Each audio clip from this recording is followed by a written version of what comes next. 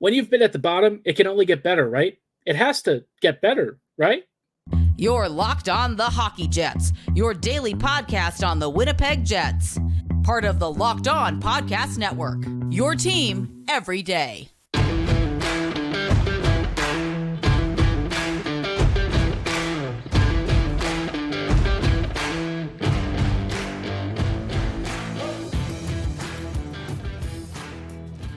Hello, friends, and welcome to tonight's episode of Locked On Winnipeg Jets, part of the Locked On Podcast Network, your team every day. I'm your host, Harrison Lee, an avid Winnipeg Jets fan and an online blogger. You can follow me on Twitter at HLivingLoco and at LO_Winnipeg Jets. As always, thank you so much for making Locked On Jets your first listen of the day every day.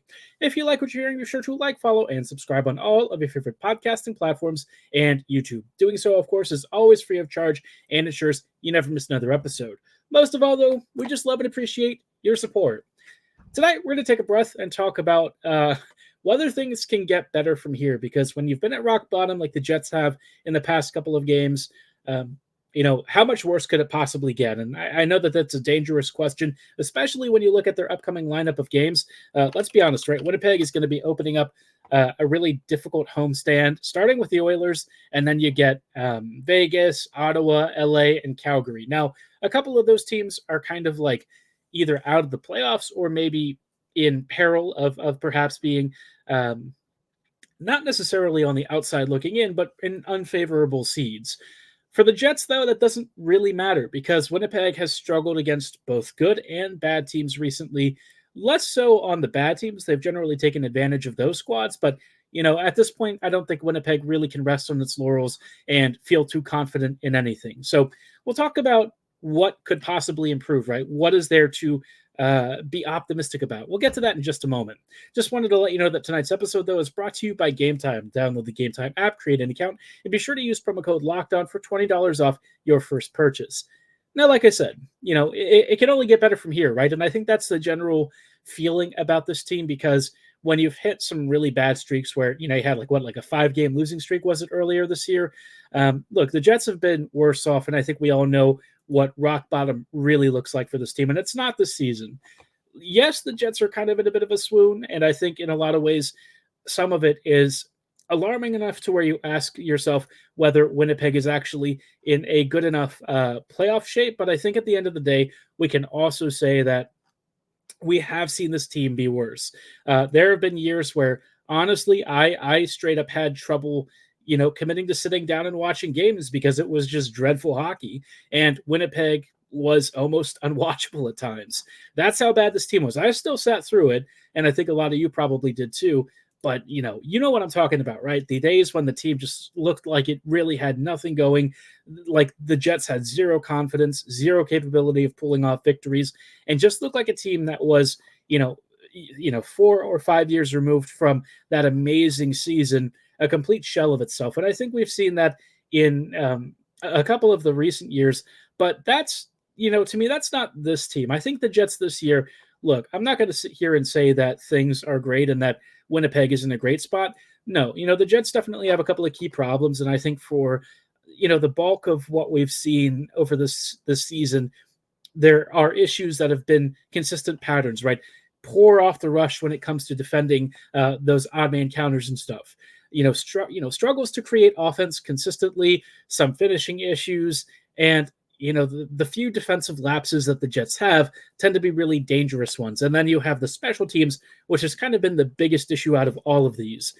And now they're all kind of hitting at the same time. And I think that's where the Jets have really hit a bit of a wall. But you're coming back home. You have a chance to really right the ship. And while you did just burn all of your games in hand, more or less, the Jets still have a chance to come out of this and look at least relatively competent. And the first step in doing that is getting your game together against the Oilers. Now, I will admit that is a really tall ask, especially after what happened this past weekend. But look, if the Jets go back with a couple of lines that I think would make a lot of sense and help the Jets create more offense, Winnipeg might be able to squeak through here and come out with a surprising victory. I think the Jets really need that. I said that with the Rangers game, but it feels like that just didn't really last for very long, right? The vibes died really quickly because then you went into New Jersey and you just got embarrassed. And then if you thought that was bad, well, howdy doody. That Islanders game, just a couple days after was, that was scraping beyond the barrel, the bottom of the barrel. That was just, if you want to talk about unwatchable hockey, that was for at least two periods about as unwatchable as it gets. And the Jets have had a few games like that recently where they've just looked uncompetitive. But for me to see that against the Islanders was kind of shocking in a way. I thought that was like one of the few opponents where I thought the Jets had a pretty good advantage. And instead, they just seemingly collapsed and fell apart. And yeah, real tough loss. A game that I think a lot of Jets players and Jets fans would certainly prefer to forget. But unfortunately, it is probably emblazoned in our minds because, Winnipeg then got shut out right after that. And it wasn't even a bad effort that they got shut out in. But it doesn't matter because at the end of the day, this is still an outcome-based business, and the Jets have struggled to get those recently. So this road stretch, I'm not going to say that it's like make or break for this team, but I really think they have to find some level of consistency heading into the postseason. And I've seen some comments from our last video, some folks suggesting Toffoli on the top line with Scheifele and Connor, or maybe finding more size for this team. And I think at the end of the day, Winnipeg just has a couple of key problems that, maybe are not things that they're going to solve this year. I think for one thing, if the Jets do get bigger, the problem is that sometimes Winnipeg has drafted or picked up players that are bigger, but they don't really move the puck well. And I think that's where, guys like Thomas Chabot, who are pretty sizable, are still really gifted in transition and stuff. Those guys are tall, rangy players with good puck movement. Nick Hag was a guy that I was really hoping Winnipeg would draft. That didn't end up coming through. And, I think that there can be an advantage if you find players that are skilled. But I think really that puck movement and the passing ability, those are for me two things that I think Winnipeg really needs to prioritize. I feel like our breakout passes have been really hit or miss this year. There have been some games where they make it very easily, but then there are these other games where they just continually pass it into like triple coverage or something. It's like watching, a quarterback throw right into four defenders. You got a couple of safeties, a couple of corners, and somehow, the QB finds the one route that all of them are covering at the same time. And that's what it kind of has felt like with the Jets defenders and some of their skaters passing out from the back, right? It's just been a tough year for that. And it's really where I think Winnipeg has gotten itself in some of the most trouble. Those failed zone exits, the failed clearances, and that I think is a priority going forward. But this current core, they're kind of stuck with it unless they make some major changes. The next 2 years, this is probably what we're going to get with this team. And whether that's good enough to get through the playoffs is a tough question, right? It's really going to come down to Hellebuck, I think, and whether or not the coaching staff can kind of find some lines that it's willing to commit to. Some combos that they feel that they can trust, ones that they're not going to tamper with. And actually, we saw earlier today, Elliot Friedman had some comments about that, specifically about the deployments and why the Jets coaching staff keeps shying away from things before they really give it a chance to try and find some chemistry. We'll talk about that and whether or not sticking with it is the right choice, or if the Jets really should be flexible and keep rotating options to try and find some sort of a combo that generates a little bit more offense. We'll get into that in just a moment, but before we go any further, I did want to shout out our friends and partners at Game Time. When it comes to buying tickets, a lot of you are probably used to all of the usual same song and dance, right? You get hit with hidden fees. There are tons of seats, but you might not actually know what you're paying for. You buy a mystery seat and you're sitting there and you realize you're sitting behind a giant pillar that's blocking your view. And hey, if you're trying to find those latest Taylor Swift concert tickets or whatever, guess what? You're going to be paying an arm and a leg, and you might only find out when you're checking out. So if you want to skip all of the hassle and everything, you need to go with Game Time. They offer in-venue views, all-in upfront prices, and they also offer great things like last-minute deals and flash sales because they want to save you time and money. They totally get what it's like to buy tickets in this day and age, and I think a lot of you have probably done that with Jets tickets, and it ain't cheap, and it's difficult, and it can be a really frustrating process. So if you want to take the guesswork out of buying tickets, download the Game Time app, create an account, and be sure to use promo code LOCKEDON for $20 off your first purchase. Terms apply. Again, create an account and redeem code LOCKEDON for $20 off. Download Game Time today. Last minute tickets, lowest price guaranteed. Hello, friends. Welcome back to this episode of Locked On Winnipeg Jets, part of the Locked On Podcast Network, your team every day. Every day, thank you so much for rejoining us on tonight's episode as we are chatting about Winnipeg's recent form. And, in that whole conversation, I implied that perhaps things can only get better from here. And I say that broadly speaking, because things probably can't get that much worse than some of the games we've seen over the last couple of weeks. But hey, maybe the Jets surprised me in the worst way. I hope that I'm wrong there, but the Jets at times haven't always given me a lot of reasons not to doubt them. So let's hope that that changes this week. I think this is a big opportunity for them to really turn things around.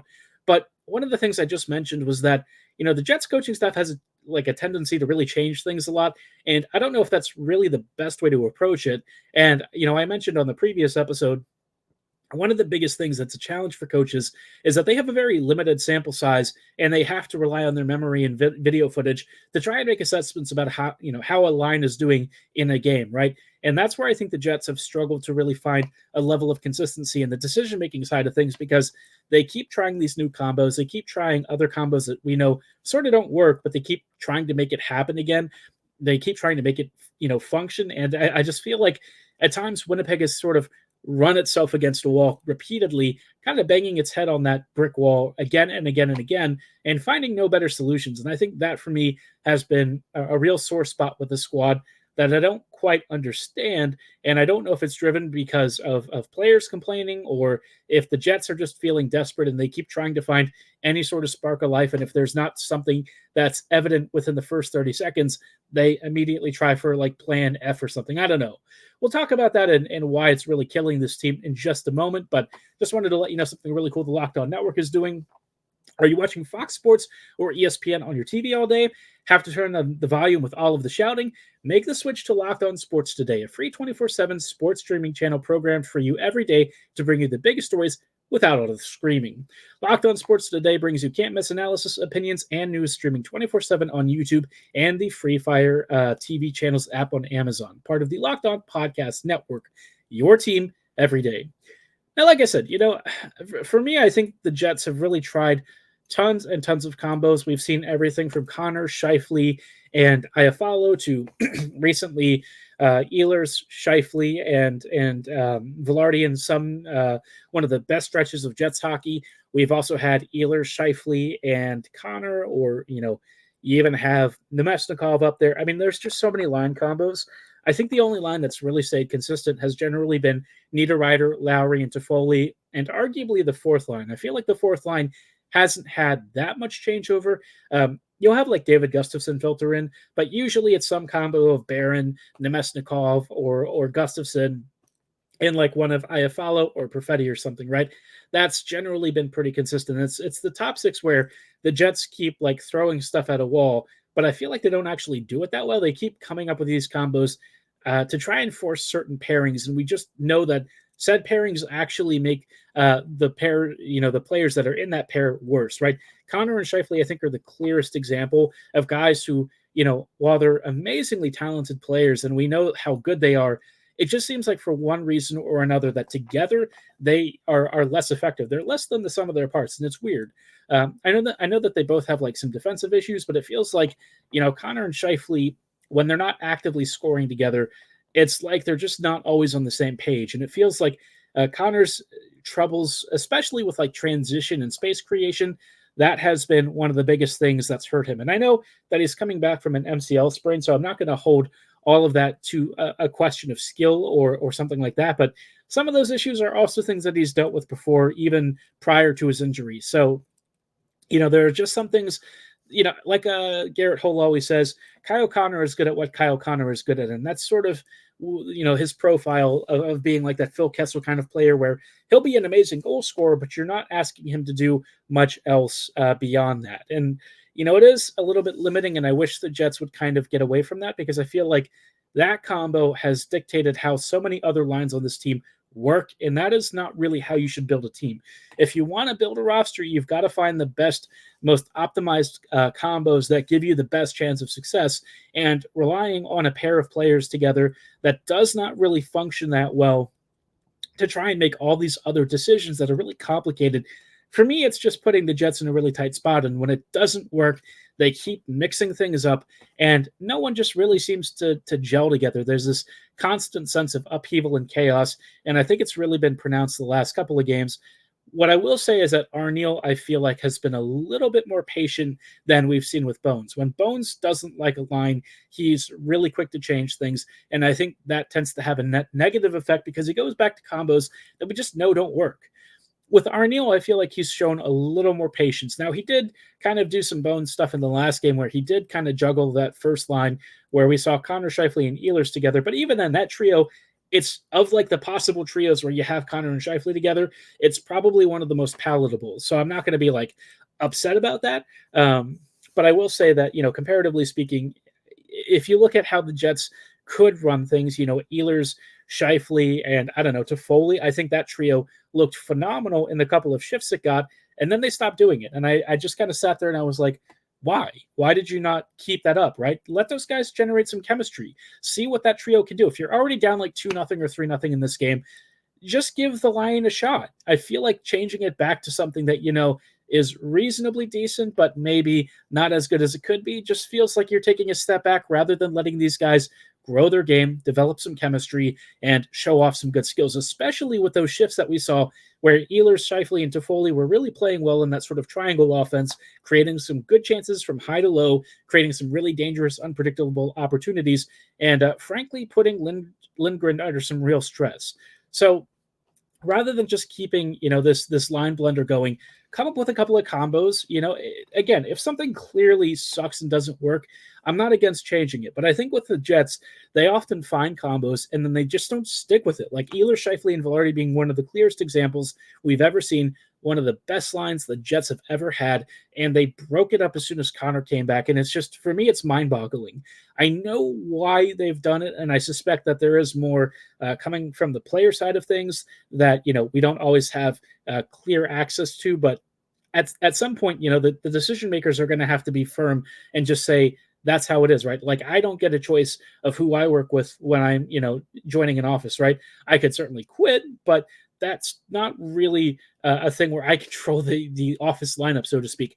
And I feel like to some degree, I think NHLers should kind of be subject to similar things. They can certainly choose and be, I would say a little bit choosy with who they're playing with, but I feel like at some point, if who they're asking to play with doesn't really work that well with them or comes at the cost of everyone else, then don't do it. You got to be firm and try and make them understand that at some point, you've got to take one for the team. And I think that's where Winnipeg really needs to, fight for the badge and kind of look away from individual player egos and go for things that you just know are going to create some real chances. For whatever reason, there's been an assumption that Scheifele, finds Ehlers unpredictable, and that could be true. Like, Ehlers is super dynamic, super crazy, and offensively, he can be a bit of a fire spark and hard to read, but that's what makes him so effective. And when you look at the scoring rates of them together, they just light up the page like no one's business. He might not enjoy not knowing where Ehlers is going to be or when that pass is coming to him, but as far as any other player I've watched that's kept up with Nick, Mark is like one of the best players to feed off of the chances that Ehlers creates. Those guys just seemingly, for one reason or another, know where the other is going to be. And I don't know if that's really true or not, or if that's just a perception, but I'll tell you what, on the score sheet, those guys rack up points like crazy. So, maybe take one for the team and go back to a line combo that really gave you something super punchy. I don't know. I've talked about it a lot and I've ranted about it, but I really feel like the Jets have just got to find some level of consistency and give these lines a chance to breathe. Because the more that you change things with like 11 games left in the season, it's not going to end well for you, right? And throwing sticks of dynamite into parts of the team to make other parts of the team stay together, I feel like that's not really a recipe for success. But I'm not an NHL coach. Maybe I don't know what I'm talking about, but I'll tell you what. If I was, I'd probably be seeing some red flags with how this team is playing based on the last couple of months of hockey. So a lot of the season still remaining to go, just a couple of weeks now, which is a healthy amount of time for the Jets to figure things out. But tell you what, they have better solve this stuff faster, sooner rather than later, because like the longer this goes on, the worse it's going to get. And they're now about to face one of the toughest tests they've had in some time, even tougher than the Rangers. We'll talk about what to expect against the Oilers and what makes this team so annoying to play against in just a quick minute. But before we go any further, I did want to shout out our friends and partners at Sleeper. We're almost at the end of the season, and of course, we've just talked about the Jets being a little bit up and down recently, but regardless of where the Jets are in the standings, I want to remind you that you could win big by playing daily fantasy hockey on Sleeper, the official daily fantasy app of the Locked On NHL Network. Sleeper is our number one choice for daily fantasy sports and especially hockey because with Sleeper, you could win 100 times a year cash in daily fantasy hockey contests. For those of you who are huge stats nerds and you follow the biggest stars, whether it's McDavid, Crosby, Ovi, McCarr, McKinnon, Scheifele, Hellebuck, Kucherov, you name it, you know that, you know what I'm talking about. This is your chance to actually turn that knowledge into cash. All you have to do is pick whether these top stars either score more or less than their projected stats for a given game against Sleeper's projections, and you could win big. Because if you get 8 of those stats categories projections correct for a game, guess what? You could win 100 times your bet with Sleeper. That's 100 times your bet with 8 correct stats categories for a given game. So start paying attention and nail your picks so you can start winning big. Use promo code LOCKEDONNHL and you'll get up to a $100 match on your very first deposit. Terms and conditions to apply. That's code LOCKEDONNHL. See Sleeper's terms of use for details and locational availability. Hello, friends, and welcome back to these closing thoughts on tonight's episode of Locked On Winnipeg Jets, part of the Locked On Podcast Network, your team every day. Every day, thank you so much for rejoining us as we are just walking through a little bit of a headache game coming up for the Jets. Obviously, tomorrow is going to be a real wake-up call for the team after what's been a rather eye-opening last few games. And look, I know that we're all pretty pissed about how the Jets have played, but I can tell you that there's no one who's more pissed right now than the Jets themselves. Josh Morrissey apparently was just sat at his locker the other night, just kind of baffled and I think extremely frustrated that things haven't been working. And, at the end of the day, these guys, they're humans. They feel it too, and they feel the pressure and expectation because they know that they have to be better than this and that they have been this year and that suddenly things aren't working the way that they were earlier this year. There hasn't been consistency in getting back to that, and they're just looking for some sort of a lifeline, something to get them back in that confident state, that bit of swagger. And I'll tell you what, I know that the Rangers win would be a big thing, right? But I'll tell you, if they beat the Oilers in tomorrow's game, or at least look really competitive against this team, that is going to do a world of good for that room. You want to know why? Because we're facing off against one of the best teams in the whole West, and one of the squads that I think has a very sneaky, underrated chance at a Stanley Cup. And I know that the goaltending has probably been the single biggest question mark with this team, but I'll tell you what, outside of that, this team has all of the tools to be an absolute unholy menace. And let's talk about the lineup, right? The Jets are going to have to face the lineup that's going to have Nugent Hopkins, McDavid, and Hyman on the first line. Stop me if you realize that Hyman actually has almost 50 goals this year. I bet you haven't really been paying that close attention because who cares about the Oilers, right? Screw them. But Zach Hyman, almost a 50-goal scorer. Never in my life would I have imagined that Zach Hyman would be a nearly 50-goal scorer. And you could say all the stuff you want about him playing with McDavid. And that's true. That is absolutely 100% true. But you have to be at a certain caliber of player to finish those chances as often as Hyman is. And holy mother of mercy, is he doing that. Second line, you've got the recent addition of Henrique, Draisaitl, and Foegele all together. Obviously, Dry is scary here. Henrique, perhaps not as dominant as he used to be, but still a very capable scorer in his own right and a pretty decent middle six option. A guy that, honestly, if the Jets had traded for him, I probably would have been pretty okay with that. Maybe not for how much the Oilers paid, but, generally speaking, if you wanted a guy who was going to be a solid contributor, I would not have been averse to that. Third line, you've got Janmark, McLeod, and Perry. I feel like this is where the Jets can start to tilt the ice. When McDavid comes off the ice, that is generally Winnipeg's best shot. But again, you don't want to overlook the fact that McDavid plays 35 minutes a night, right? And all you have to do is see him on the power play to know the Jets have to be on their best behavior. They cannot take penalties against this team because that PK is going to get carved like a Christmas turkey. So let's just hope that the Jets stay disciplined. The fourth line, you've got Connor Brown, Carrick, and Derek Ryan. I feel like this is probably, again, another line that the Jets should win the matchups against. Last game against the Islanders, Winnipeg lost the battle against all 4 lines. So let's hope that they don't do that again this time. Even if you get smacked around by McDavid like everyone else does, at least win your matchups against the bottom 6. That can go a long way to putting this team back in a better state. And if you somehow manage to slow down the top 6, hey, you have won at least half or maybe even more than half of the battle. You know that the Oilers defense is not going to be like crazy good. It's Ekholm, Bouchard, Nurse, Desharnais, and Kulak and CC, which on the left side, pretty decent. Bouchard's good. The rest, a little bit questionable. And Nurse, look, he's not exactly a defensive juggernaut, if we're being honest, but I'll tell you what, he is super talented at scoring. And if the Jets are on any sort of a PK, he's going to be a guy that's going to sneak in and score a lot of opportunities. So for the Jets, I don't know what to tell them other than just brace yourselves, be prepared, try and get yourself back and, dust yourself off after what's been a pretty crappy week, right? It's been, I'm sure, weighing on all of these guys looking at the end of the season, rolling up.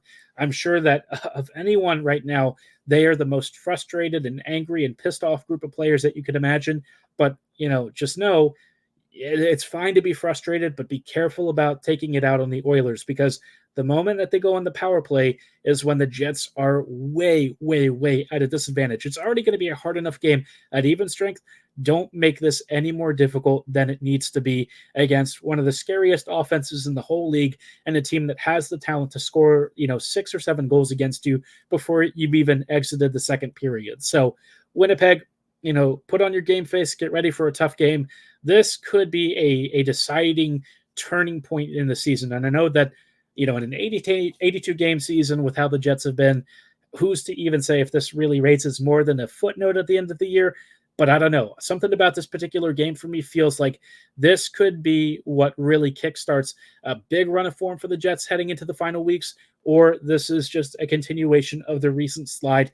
And we're all sitting here at the end of the first round in a couple of weeks asking ourselves how things could have slipped away after what was such a strong season. And that is the last thing that I even want to think about right now because it feels like it would waste what has been such a great, great season on the whole. So let's be confident. Let's be optimistic. Let's hope for any sort of sign of life from this team. We have got to see some big pushback. And you know what? If the Jets are truly a team that's not fraudulent, then this is the time for them to put up or shut up and show us what they're made of. So cross your fingers, cross your toes, cross whatever you need to. Let's hope for a massive Jets victory over Edmonton. But give me your thoughts about what you're expecting from this game in the comments below or at my social medias at HLLivingLoco and at LO_Winnipeg Jets. Every time I predict a Jets win, Winnipeg always gets smoked. But you know what? I refuse to predict a loss again. Every time I do, it's usually happens. So let's say Jets win a thriller 5-4, and that's how I'm just going to leave it. We'll just have to hope that something crazy happens in this game. Maybe Hellebuck even pitches are much mythical, shutout or something. I don't know. Or maybe Bressois starts. Who knows? We haven't seen lineups, so hope springs eternal for some sort of a pleasant surprise. But again, stay tuned for tomorrow to see how that game goes. I'll give you that coverage following the game, and hopefully we can talk about a big Jets victory. But for tonight's show, that's going to be all the time that we have. Thanks so much for listening. Have a great night. And as always, go Jets go.